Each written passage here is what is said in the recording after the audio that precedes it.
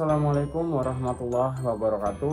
Perkenalkan, saya M. Rido Marbun dengan nomor induk mahasiswa 12140314346.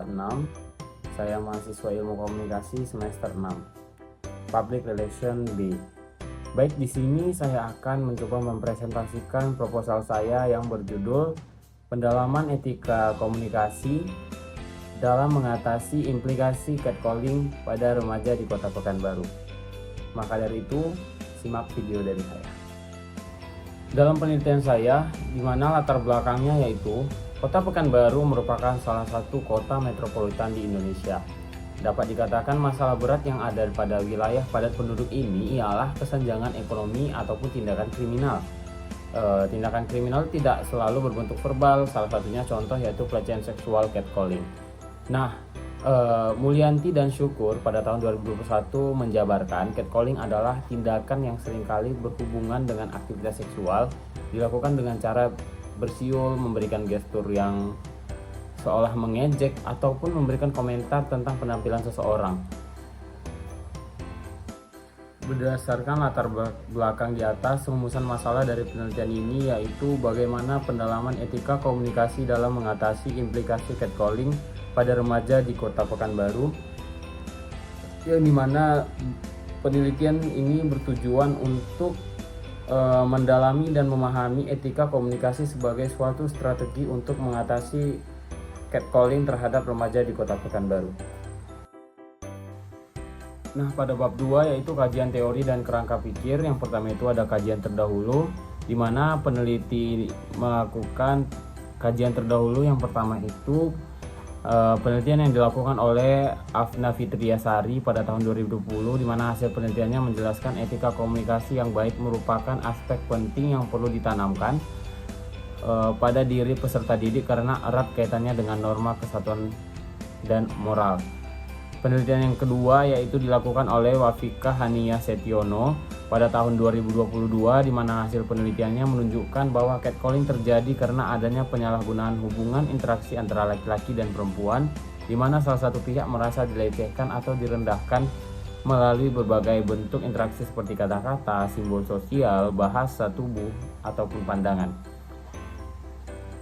Yang ketiga yaitu penelitian ini dilakukan oleh Mesia Rohbani pada tahun 2024, di mana hasil penelitiannya menjelaskan bahwa wawancara terhadap korban catcalling terungkap bahwa pelecehan verbal tersebut memberikan dampak yang signifikan bagi korbannya, baik dalam jangka pendek maupun jangka panjang.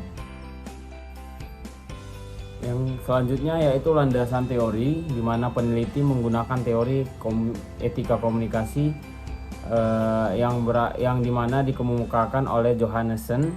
Menurut Rosadi juga merupakan etika komunikasi merupakan bagaimana kita menyampaikan pesan kepada orang lain dengan mempertimbangkan norma, nilai, dan standar perilaku yang baik. Menurut Cabortes juga etika berasal dari kata Yunani atau etikos yang berarti kebiasaan, norma, nilai, ataupun aturan standar yang menggunakan baik itikadnya kepada manusia.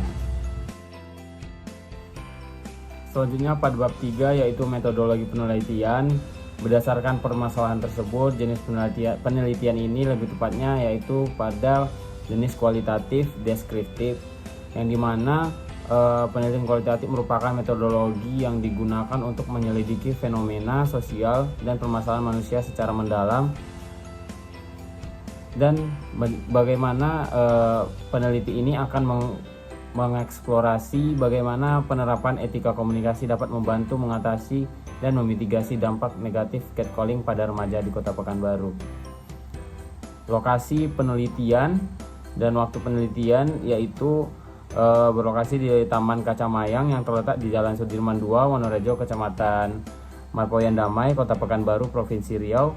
Pelaksanaan penelitian ini dilakukan mulai September tahun 2024 hingga Januari 2025.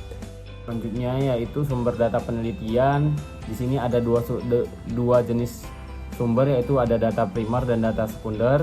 Kemudian ada informan penelitian.